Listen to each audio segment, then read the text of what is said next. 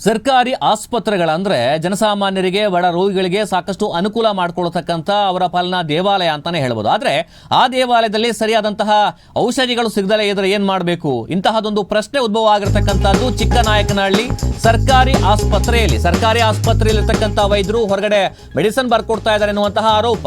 ಸರ್ಕಾರಿ ಆಸ್ಪತ್ರೆ ಅಂತ ಹೇಳಿದ್ರೆ ಬಡವರ ಪಾಲಿನ ಸಂಜೀವಿನಿ, ಸರ್ಕಾರಿ ಆಸ್ಪತ್ರೆ ಕಮಿಷನ್ ದಂಧೆಯ ಅಡ್ಡವಾಗಿದ್ಯಾ ಅನ್ನುವಂತಹ ಅನುಮಾನ ವ್ಯಕ್ತವಾಗ್ತಾ ಇದೆ. ದಂಪತಿ ವೈದ್ಯರಿಂದ ಇಡೀ ಸರ್ಕಾರಿ ಆರೋಗ್ಯ ವ್ಯವಸ್ಥೆಗೆ ಮಸಿ ಬಳಿಯುವಂತಹ ಕೆಲಸ ಆಗ್ತಾ ಇದೆ. ಚಿಕ್ಕನಾಯಕನಹಳ್ಳಿ ಪಟ್ಟಣದ ತಾಲೂಕು ಆಸ್ಪತ್ರೆಯ ಅವ್ಯವಸ್ಥೆಯ ಬಗ್ಗೆ ಇದೀಗ ಸಾರ್ವಜನಿಕರಿಂದ ಕೇಳಿ ಬಂದಿರತಕ್ಕಂಥ ಆರೋಪ. ಡಾಕ್ಟರ್ ಸುಷ್ಮಾ ಹಾಗೂ ಡಾಕ್ಟರ್ ಮದಕರಿ ವಿರುದ್ಧ ಗಂಭೀರ ಆರೋಪ ಕೇಳಿ ಬಂದಿರುವಂತಹದ್ದು. ಸರ್ಕಾರಿ ಆಸ್ಪತ್ರೆ ಅಂತ ಹೇಳಿದ್ರೆ ಬಡವರ ಪಾಲಿನ ಸಂಜೀವಿನಿ, ಆದರೆ ಇಲ್ಲಿ ಆಗ್ತಿರುವಂತಹದ್ದಾದ್ರೂ ಏನು ಅಂತಹ ಪ್ರಶ್ನೆ ಇದೀಗ ವ್ಯಕ್ತವಾಗಿದೆ. ಚಿಕ್ಕನಾಯಕನಹಳ್ಳಿ ತಾಲೂಕು ಆಸ್ಪತ್ರೆಗೆ ಚಿಕಿತ್ಸೆಗೆ ಬರ್ತಕ್ಕಂಥ ಬಡ ರೋಗಿಗಳ ಈ ದಂಪತಿಗಳ ಮುಖ್ಯ ಟಾರ್ಗೆಟ್ ಆಗಿದೆಯಾ ಅನ್ನುವಂತಹ ಪ್ರಶ್ನೆ ಜನಸಾಮಾನ್ಯರೇ ಎತ್ತಿದ್ದಾರೆ. ಆಸ್ಪತ್ರೆಯ ಗೈನಕಾಲಜಿಸ್ಟ್ ಆಗಿರ್ತಕ್ಕಂಥ ಡಾಕ್ಟರ್ ಸುಷ್ಮಾ ಹಾಗೂ ಇದೇ ಆಸ್ಪತ್ರೆಯಲ್ಲಿ ವೈದ್ಯರಾಗಿರ್ತಕ್ಕಂಥ ಅವರ ಪತಿ ಡಾಕ್ಟರ್ ಮದಕರಿ ಇವರಿಬ್ಬರು ಕೂಡ ಈ ಒಂದು ಆಸ್ಪತ್ರೆಗೆ ಬಂದು ಕೆಲವೇ ತಿಂಗಳಾಗಿರತಕ್ಕಂತಹದ್ದು. ಆದರೆ ಅವರಿಬ್ಬರ ಜಂಟಿ ಲೂಟಿಗೆ ಎಳೆದಿದ್ದಾರೆ ಎನ್ನುವಂತಹ ಆರೋಪ ಕೇಳಿಬಂದಿರತಕ್ಕಂತಹದ್ದು ಜನಸಾಮಾನ್ಯರಿಂದ. ಈ ದಂಪತಿ ವೈದ್ಯರಾಗಿರ್ತಕ್ಕಂಥ ಡಾಕ್ಟರ್ ಸುಷ್ಮಾ ಹಾಗೆ ಡಾಕ್ಟರ್ ಮದಕರಿ ಅವರು ಬಡ ರೋಗಿಗಳಿಗೆ ಬರ್ಕೊಡುವಂತಹ ಏನು ಔಷಧ ಚೀಟಿ ಏನಿದೆ ಕೇವಲ ಒಂದು ನಿರ್ದಿಷ್ಟ ಖಾಸಗಿ ಮೆಡಿಕಲ್ಗೆ ಮಾತ್ರ ಸೀಮಿತವಾಗಿ ಬರ್ಕೊಡ್ತಕ್ಕಂಥದ್ದಾಗ್ತಾ ಇದೆ.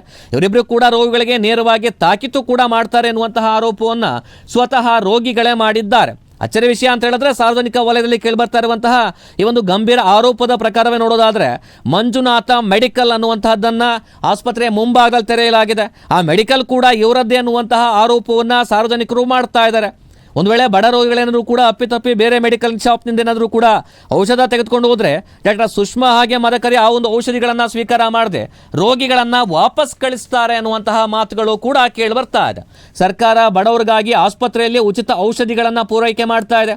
ಆದರೆ ಇವರಿಬ್ಬರೂ ಕೂಡ ಸರ್ಕಾರಿ ಔಷಧಿಗಳ ಮೇಲೆ ನಂಬಿಕೆ ಇಲ್ವೋ ಅಥವಾ ಸ್ವಂತ ಮೆಡಿಕಲ್ ಒಂದು ತುಂಬಿಸ್ಕೊಳ್ತಕ್ಕಂಥದ್ದು ಮೆಡಿಕಲ್ನಲ್ಲಿ ಹಣದ ಒಂದು ಹೊಳೆಯನ್ನು ಹರಿಸೋದಕ್ಕೇನಾದರೂ ಕೂಡ ಮುಂದಾಗ್ತಾ ಇದ್ದಾರಾ ಗೊತ್ತಿಲ್ಲ. ಸಿಗ್ತಕ್ಕಂಥ ಔಷಧಿಗಳನ್ನು ಸಹ ಬೇಕೆಂದೇ ಹೊರಗಡೆಯಲ್ಲಿ ತಮ್ಮದೇ ಆದಂತಹ ಮೆಡಿಕಲ್ಗೆ ಕಳಿಸಿ ಈ ಒಂದು ಔಷಧಿಗಳನ್ನು ಪಡ್ಕೊಳ್ತಾ ಇದ್ದಾರೆ ಎನ್ನುವಂತಹ ಆರೋಪ ಇದೀಗ ಮಾಡ್ತಿರುವಂತಹದ್ದು. ಹಗಲಿರಳು ಕೂಡ ಪ್ರಾಮಾಣಿಕವಾಗಿ ಕನಿಷ್ಠ ಸೌಲಭ್ಯಗಳೇ ಬಡ ರೋಗಿಗಳಿಗೆ ದೇವರಂತ ಸೇವೆಯನ್ನು ಕಲ್ಪಿಸ್ತಕ್ಕಂಥ ಎಷ್ಟೋ ಒಳ್ಳೆಯ ವೈದ್ಯರು ಕೂಡ ಇದ್ದಾರೆ. ಚಿಕ್ಕನಾಯಕನಹಳ್ಳಿ ಆಸ್ಪತ್ರೆ ಕೆಲಸ ಕೂಡ ಮಾಡ್ತಾ ಇದ್ದಾರೆ. ಆದರೆ ಡಾಕ್ಟರ್ ಸುಷ್ಮಾ ಹಾಗೆ ಮದಕರಿ ಅವರಂತಹ ಕಮಿಷನ್ ಗಿರಾಕಿಗಳಿಂದ ಈ ಒಂದು ಸಾರ್ವಜನಿಕರು ಇಡೀ ಆಸ್ಪತ್ರೆಯನ್ನೇ ಸಂಶಯದ ಕಣ್ಣಿಂದ ನೋಡುವಂತಾಗಿದೆ.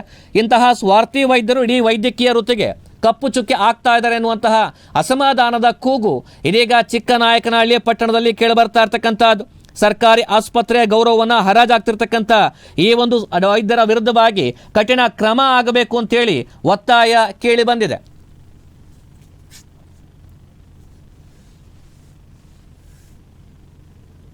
ಇರ್ಲಿಲ್ಲ ಅಂತ ಅಂದು ಇಬ್ರು ಬಂದಿದ್ರು, ಅದಕ್ಕೆ ಇವತ್ತು ಕಳ್ಸಿದ್ರು ನೋಡಿ ಮೇಡಮ್. ಎಲ್ಲಿ ತಂದಿದ್ದು? ಬೇರೆ ಕೊಟ್ಟಿದ್ದಾರಲ್ಲ, ಎಲ್ಲಿ ತಂದಿದೆ ಇದನ್ನ? ಇದು ಇಲ್ಲೇ ನಿಮ್ಮ ಇದು ನಮ್ದೇ. ಓಕೆ, ಇದು ಬೇರೆದಿದೆ. ಇದು ಪ್ರೆಗ್ನೆನ್ಸಿಗೆ ಬೇಡ. ಪ್ರೆಗ್ನೆನ್ಸಿಗೆ ಬೇಡ ಮಾತ್ರ. ಎಲ್ಲಿ ತಂದ್ರಿ? ಮೆಡಿಕಲ್ನಲ್ಲಿ ಮೇಡಮ್. ಎಲ್ಲಿ ತಂದೆ ವಾಪಸ್ ಕೊಟ್ಟು ಇಲ್ಲಿ ಕಡೆ ಬಲಭಾಗದಲ್ಲಿ ಒಂದು ಮಂಜುನಾಥ ಮೆಡಿಕಲ್ ಅಲ್ಲಿ ಸಿಗುತ್ತೆ ತಂದು. ಇದು ಓಕೆ, ಇದು ನಡೆಯುತ್ತೆ. ಬಟ್ ಪೌಡರ್ ಬೇಡ. ಇದು ನಡೆಯುತ್ತಾ? ಅದು ನಡೆಯುತ್ತೆ, ಇದು ಬೇಡ. ಸರಿ.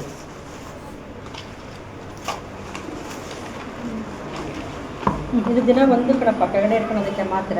ಇದು ಒಂದು ಚೊಂಬ ನೀರಿಗೆ ಕಾದಾರಿಸಿದ ನೀರಿಗೆ 2 ಮುಚ್ಚಲ ಹಾಕೊಂಡು ನೀಟಾಗಿ ಅರ್ಧ ಗಂಟೆಗೆ ತೊಳ್ಕೋಬೇಕು. ಇದು ಅಲ್ಲಿ ಇದ್ರೆ ಕರ್ಕೊ ಮಾತ್ರ.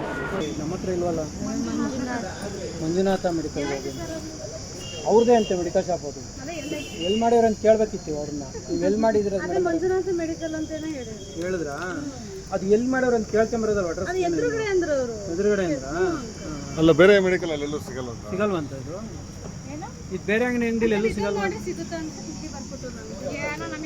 ಯಾವುದು ಅವರೇ ಬರ್ದಿರೋದ?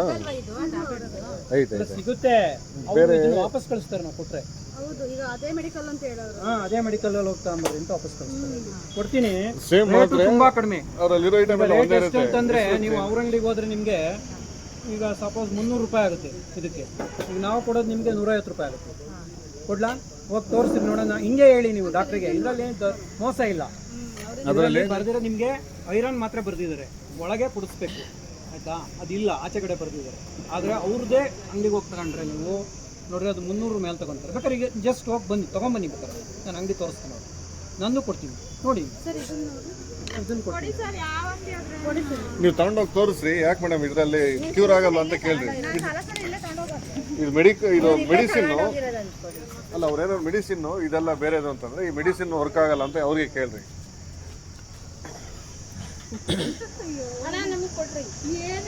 ಏನಂದರೆ ಚಿಕ್ಕನಾಯಕನಹಳ್ಳಿ ಹಾಸ್ಪಿಟ್ಲು ಖಾಸಗಿ ಹಾಸ್ಪಿಟ್ಲ್ ಆಗಿ ಮಾರ್ಪಾಡಾಗಿದೆ. ಇದಕ್ಕೆ ಕಾರಣ ಇಲ್ಲಿರುವ ಡಾಕ್ಟ್ರುಗಳು ಇಲ್ಲಿ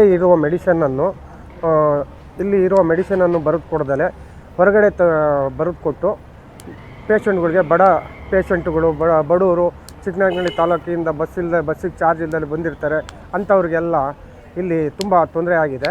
ಅದು ಯಾವ ಡಾಕ್ಟ್ರುಗಳು ಅಂತಂದರೆ ಗೈನಕಾಲಜಿಸ್ಟ್ ಅಂತಂದ್ಬಿಟ್ಟು ನಮ್ಮ ಚಿಕ್ಕನಾಯಕನಹಳ್ಳಿ ತಾಲೂಕು ಹಾಸ್ಪಿಟ್ಲಲ್ಲಿ ಸುಷ್ಮಾ ಎಂಬ ಡಾಕ್ಟ್ರು ಬಂದಿದ್ದಾರೆ, ಹಾಗೂ ಮದಕರಿ ಎಂಬ ಡಾಕ್ಟ್ರು ಅವ್ರದ್ದೇ ಆದ ಒಂದು ಬೇರೆಯವರ ಹೆಸರಿನಲ್ಲಿರುವ ಮೆಡಿಕಲ್ ಸ್ಟೋರು ಅಲ್ಲಿಗೆ ಬರ್ಕೊಡ್ತಾರೆ. ನಾನು ಹೋಗಿ ವಿಚಾರಣೆ ಮಾಡಿದಾಗ ಇಲ್ಲೇ ಇದ್ದಾವೆ ಮೇಡಮ್ ಬರ್ಕೊಡಿ ಅಂತಂತಂದು ಆ ದಿನ ಬರ್ಕೊಟ್ರು ಅವರು ಒಬ್ಬರಿಗೆ ಪೇಷಂಟಿಗೆ ಎದುರಿಸ್ತಾರೆ.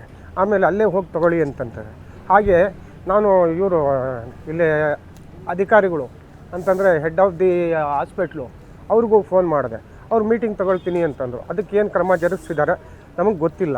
ಆದರೆ ಬಡವರಿಗೆ ತೊಂದರೆ ಆಗಬಾರ್ದು. ಇಲ್ಲಿ ಜಿಲ್ಲಾಡಳಿತ ಹಾಗೂ ತಾಲೂಕು ಆಡಳಿತ, ತಾಲೂಕು MLAಗಳು ದಯವಿಟ್ಟು ಇದಕ್ಕೆ ಒಂದು ಮುಕ್ತಾಯವನ್ನು ಹಾಡಬೇಕು. ಎಸ್ ಬಗ್ಗೆ ಹೆಚ್ಚಿನ ಮಾಹಿತಿ ಕೊಡ್ತಾ ಹೋಗ್ತಾರೆ ನಮ್ಮ ಚಿಕ್ಕನಾಯಕನಹಳ್ಳಿ ಪ್ರತಿನಿಧಿ ಜಾಕೀರ್. ಇಲ್ಲಿ ಚಿಕ್ಕನಾಯಕನಹಳ್ಳಿ ಇರ್ತಕ್ಕಂಥ ಸಾರ್ವಜನಿಕ ಆಸ್ಪತ್ರೆ, ಈ ಒಂದು ಸಾರ್ವಜನಿಕ ಆಸ್ಪತ್ರೆ ಎಲ್ಲವೂ ಕೂಡ ಉಚಿತವಾಗಿ ಸಿಗಬೇಕು, ಅಲ್ಲಿ ಔಷಧಿಗಳು ಕೂಡ ಇರಬೇಕಾಗಿರ್ತಕ್ಕಂಥದ್ದು. ಆದರೆ ಈ ಒಂದು ಡಾಕ್ಟರ್ ಸುಷ್ಮಾ ಆಗಿರ್ಬೋದು, ಡಾಕ್ಟರ್ ಮದಕರಿ ಆಗಿರ್ಬೋದು, ಯಾಕೆ ಹೊರಗಡೆ ಬರ್ಕೊಡ್ತಾ ಇದ್ದಾರೆ? ಕೆಲವೊಂದು ಕಡೆ ಏನು ಸರ್ಕಾರದಿಂದನ ಯಾವುದೇ ಔಷಧಿಗಳು ಬರ್ತಾ ಇಲ್ವಾ, ಔಷಧಿಗಳ ಕೊರತೆ ಇದೆಯಾ ಅಂತನ? ನಮಸ್ಕಾರ ಸರ್.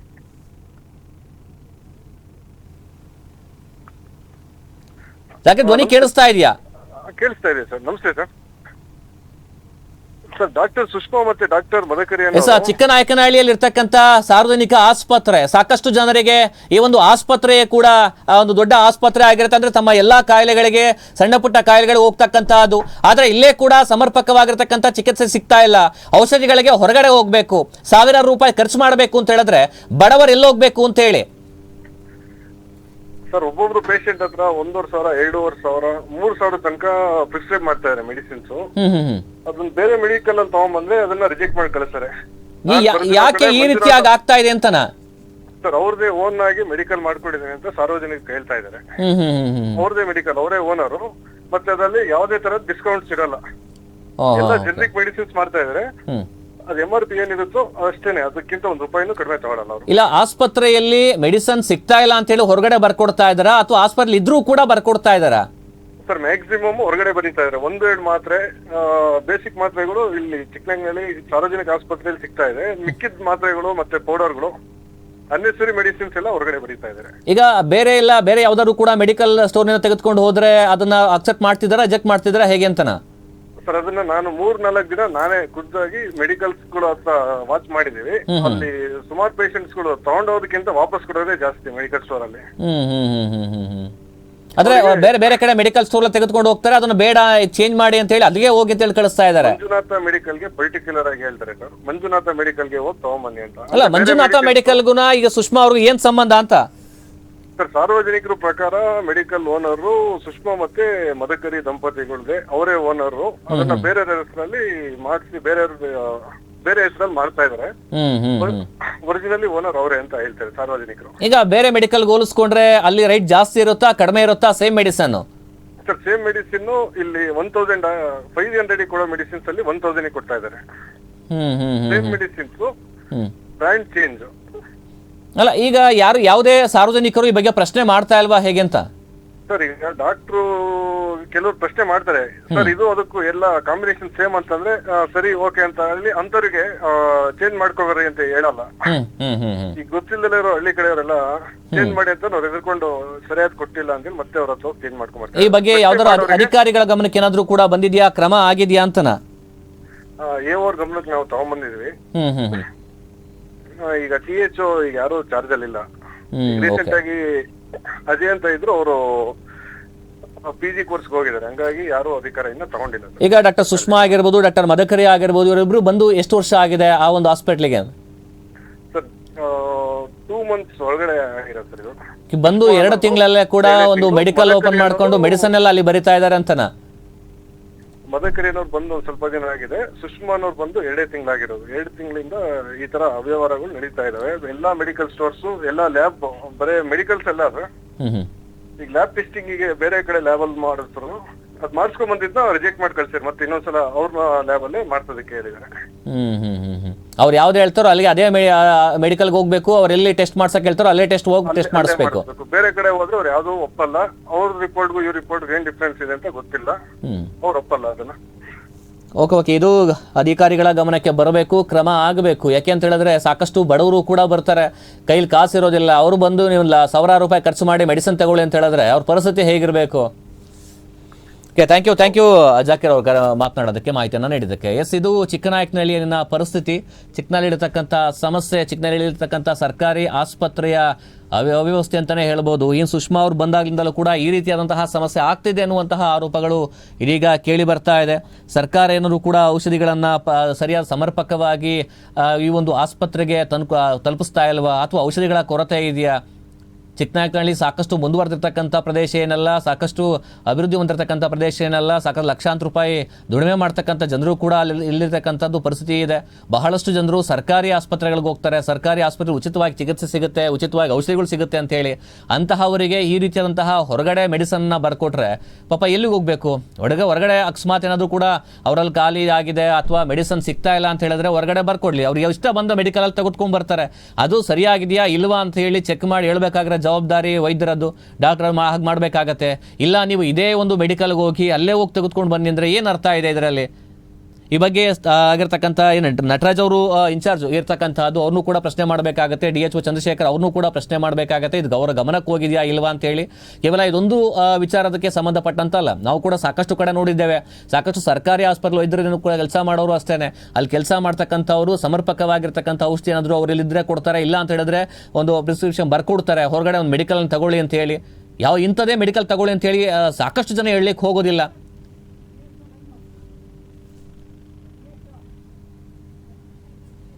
ಎಸ್, ಈ ಬಗ್ಗೆ ಮಾತನಾಡಲಿಕ್ಕೆ DHO ಆಗಿರ್ತಕ್ಕಂಥ ಚಂದ್ರಶೇಖರ್ ಅವರು ನಮ್ಮ ಜೊತೆ ಇದ್ದಾರೆ. ಸರ್ ನಮಸ್ತೆ, ಪ್ರಗತಿ ಟಿವಿಯಿಂದ ಮಂಜುನಾಥ್ ಮಾತಾಡ್ತಾ ಇದ್ದೀನಿ ಸರ್. ನಮಸ್ತೆ ಸರ್. ಈಗ ನಾವು ಯಾವುದೇ ವೈದ್ಯರಿಗೆ, ಯಾವುದೇ ತಾಲೂಕು ಹಾಸ್ಪಿಟಲ್ಗಳಲ್ಲಿ ವೈದ್ಯರು ಕೆಲಸ ಮಾಡೋಂಥವ್ರಿಗೆ ನಾವೆಲ್ಲೂ ಈಚೆ ಬರ್ಕೊಡ್ಲಿಕ್ಕೆ ನಾವು ಹೇಳೋದಿಲ್ಲ. ನಮ್ಮಲ್ಲಿ ಎಷ್ಟು ವೈದ್ಯರಿಗೆ ಅಲ್ಲಿ ಲಭ್ಯವಿದೆಯೋ ಔಷಧಿ ಆಲ್ಮೋಸ್ಟ್ ಎಲ್ಲಾ ಕಡೆ ಲಭ್ಯವಿದೆ. ಯಾರು ಈಚೆಗಳಂತ ಅವಶ್ಯಕತೆ ಇಲ್ಲ. ನಮ್ಮಲ್ಲೇ ತುಂಬಾನೇ ಸಪ್ಲೈ ಆಗುತ್ತೆ. ಇದೇನು ಗರ್ಭಿಣಿಗೆ ಬೇಕಾದಂತ ಕ್ಯಾಲ್ಸಿಯಂ ಆಗ್ಲಿ, ಫೆರಸ್ ಆಗ್ಲಿ ನಮ್ಮಲ್ಲೇ ತುಂಬಾ ಸಪ್ಲೈ ಆಗುತ್ತೆ. ಮತ್ತೆ ನಾವು ಎವ್ರಿ ಡೇ 10,000 ರೂಪಾಯಿ ಅಷ್ಟು ತಗೊಳ್ಳಿಕ್ಕೆ ನಾವು ಅವ್ರಿಗೆ ಅನುವು ಮಾಡ್ಕೊಟ್ಟಿದೀವಿ ABRKಲಿ ತಾಲೂಕ್ ಹಾಸ್ಪಿಟಲ್ ಅಲ್ಲಿ. ಯಾವ್ದೇ ತರ ಅವ್ರು ಈಚೆಗಡೆ ತಗೊಳ್ಳಂತ ಅಗತ್ಯ ಇರೋದಿಲ್ಲ. ಆದ್ರೆ ಅಕಸ್ಮಾತ್ ಏನಾದ್ರೂ ಅಲ್ಲಿ ಯಾರಾದ್ರೂ ಬರ್ಕೊಟ್ಟಲ್ಲಿ ಅದನ್ನ ನೀವು ಅವರು AMO ಕನ್ಸರ್ನ್ ಆಡಳಿತ ವೈದ್ಯಾಧಿಕಾರಿ ಅವ್ರಿಗೆ ತಿಳಿಸಿದ್ರೆ ಅವ್ರ ಹತ್ರ ಇಲ್ಲೇ ಇದ್ರು ಅಲ್ಲಿಂದ ತರ್ಸ್ಕೊಡ್ತಾರೆ, ಹೇಳಿ ತರ್ಸ್ಕೊಡ್ತಾರೆ.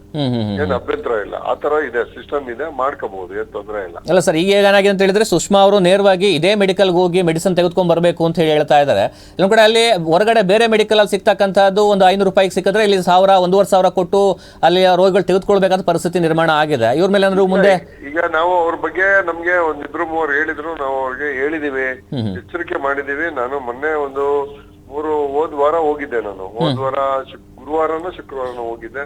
ಅವಾಗ್ಲೂ ನಾನು ಅವ್ರನ್ನ ಭೇಟಿ ಮಾಡಿ ಹೇಳಿದೀನಿ ಅವ್ರಿಗೆ ಈ ತರ ಎಲ್ಲ ಮಾಡ್ಬಾರ್ದು, ನಿಮ್ಮಲ್ಲಿ ಕಂಪ್ಲೇಂಟ್ಸ್ ಇದೆ ಅಂತಾನು ಹೇಳಿದೀನಿ.